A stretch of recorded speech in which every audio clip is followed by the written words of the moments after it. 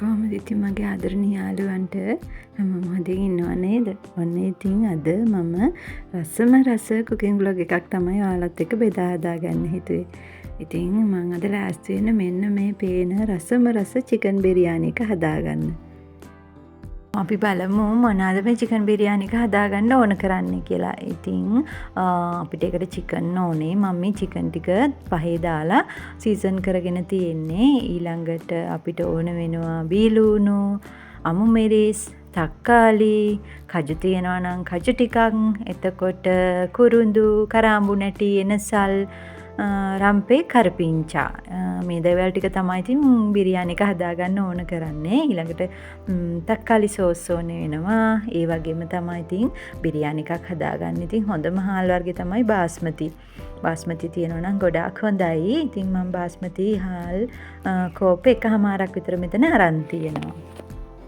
මුලින්ම මම වතුර එකක් රත් වෙන්න තියලා බිත්තර තඹ ගන්න තමයි මේ ලෑස්ති වෙන්නේ. ඉතින් අපේ ගෙදර 3 දෙනෙක් ඉන්න හින්දා මම බිත්තර 3ක් තඹ ගන්න තිබ්බා.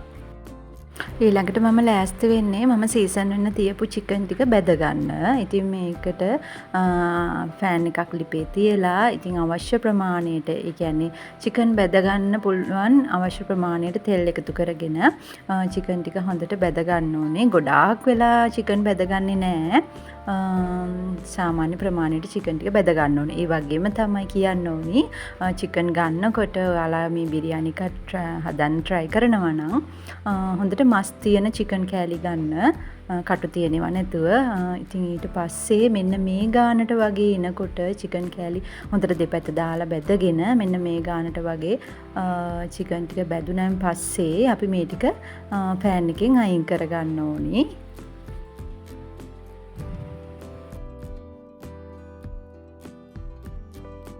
බිරියානි එක හදාගන්න පුළුවන් තරමේ භාජනයක් අරගෙන මම මේකට තෙල් දාගන්නවා. ඉතින් මම මෙතනදී වෙනමම තෙල් පාවිච්චි කරන්නේ නැහැ.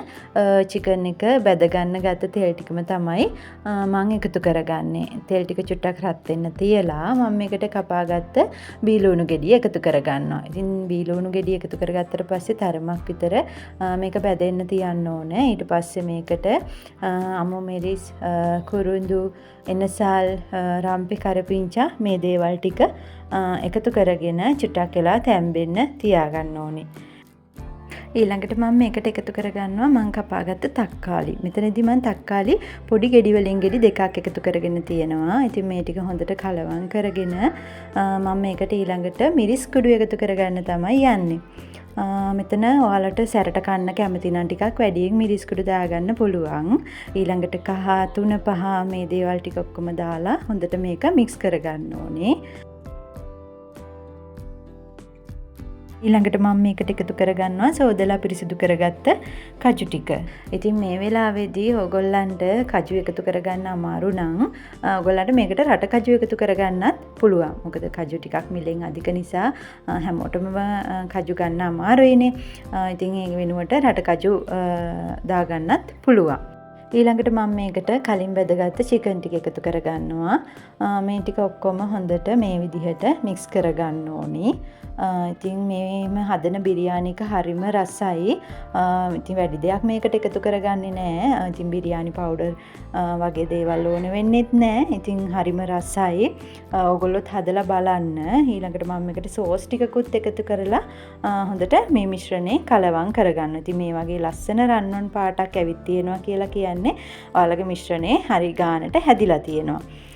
ඊළඟට මම මේකට බත ඉදෙන්න පුළුවන් තරමට වතුර එකතු කරගන්නවා. ඉතින් මේ වෙලාවේ බිරියානි එකට අවශ්‍ය ප්‍රමාණයට රසායන ලුණු ටික එකතු කරගෙන අපි මේ හදාගත්ත චිකන් එක මිශ්‍රණය ටිකක් වෙලා වතුරෙන් තැම්බෙන්න තියාගන්න ඕන. විනාඩි කිහිපයකට පස්සේ ඉතින් මේ විදිහට තමයි තියෙන්නේ. මේ චිකන් ටිකක් තැම්බුණාට පස්සේ මම මේකට එකතු කරගන්නවා සෝදලා පිරිසිදු කරගත්ත බාස්මති හාල් ටික. ඉතින් හාල් ටික එකතු කරගෙන ටිකක් මේක කලවම් කරලා මුඩිය වහලා තැම්බෙන්න ටික වෙලාවක් තියාගන්න ඕනේ. ඉතින් හරිම රසයි මේ විදිහට හදාගන්න බිරියානි එක. ඉතින් මට මේ බිරියානි රෙසිපි එක කියලා දුන්නේ මගේ හස්බන්ඩ්ගේ අම්මා. ඉතින් මටත් වඩා ගොඩාක් රසට එයා ඒක හදනවා. ඔන්න ඉතින් විනාඩි 10කට විතර පස්සේ බලනකොට මෙන්න මේ ගානට වගේ බත් එක ඉදිලා තියෙනවා. ඉතින් මේ වෙලාවේ නම් මගේ මේ ලයිට් එක නිසා ඔයගලන්ට මේකේ හරියට පාට පෙන්වන්න අමාරු. ඉතින් ඊට පස්සේ මම මේකට තඹගත්ත බිත්තර ටික එකතු කරලා පොඩ්ඩක් කලවම් කරලා ෆොයිල් පේපර් එකකින් හොඳට මේක ආවරණය කරලා සාමාන්‍යයෙන් අඩුම ගින්දරේ විනාඩි කිහිපයක් විතර බත් එක තැම්බෙන්න තියාගන්න. ඒ කියන්නේ අපි හුමාලෙන් තැම්බෙන්න තියාගන්නවා කියන්නේ අන්න ඒ ප්‍රමාණයට වගේ තැම්බෙන්න තියාගන්න ඕනේ. ඔන්න ඉතින් බත් එක තැම්බිලා ඉවරුණාට පස්සේ මෙන්න මේ විදිහට තමයි බිරියානි එක තියෙන්නේ. ඉතින් බලන්න හරි ලස්සන පාටක් රන්වන් පාටක් ඇවිල්ලා තියෙනවා. ඉතින් ඒ වගේම තමයි මේ බිරියානි එක හරිම රසයි. ඉතින් ඔයගොල්ලොත් හදලා බලන්න, try කරලා බලන්න. ඉතින් විශේෂ දේවල් මුකුත් ඕනේ නෑ. ගෙදර තියෙන දේවල් වලින්ම අපිට ඉක්මනට මේ බිරියානි එක හදාගන්න පුළුවන්. ගොඩක් ලොකු වෙලාවක් යන්නෙත් නෑ. ඉතින් ගෙදරින් ඔයාලගේ ආදරණීයන්ට විශේෂ කෑම වේලක් විදිහට ඉතින් මේ බිරියානි එක හදලා දෙන්නත් ඔයාලට පුළුවන්. ඉතින් හැමදාම කන කෑම වේලට වඩා වෙනස් දෙයක් නේ. රන්වන් පාටට එන්න තෙලේ බැදගත්ත ලුණු ටිකකුත් මේකට එකතු කරගත්තාම හරි අමුතු රසක් තමයි එන්නේ. ඉතින් මේකට ඔයාලා හදන විදිහට ඔයාලා කැමති දේවලුත් එකතු කරගන්න පුළුවන්. ඉතින් මේ වගේ හරිම රස, හරිම ලස්සන ගෙදරදීම ලේසියෙන් හදාගන්න පුළුවන් රස බිරියානි එකක් ඔයාලගේ ආදරණීයන්ටත් අදම හදලා දෙන්න.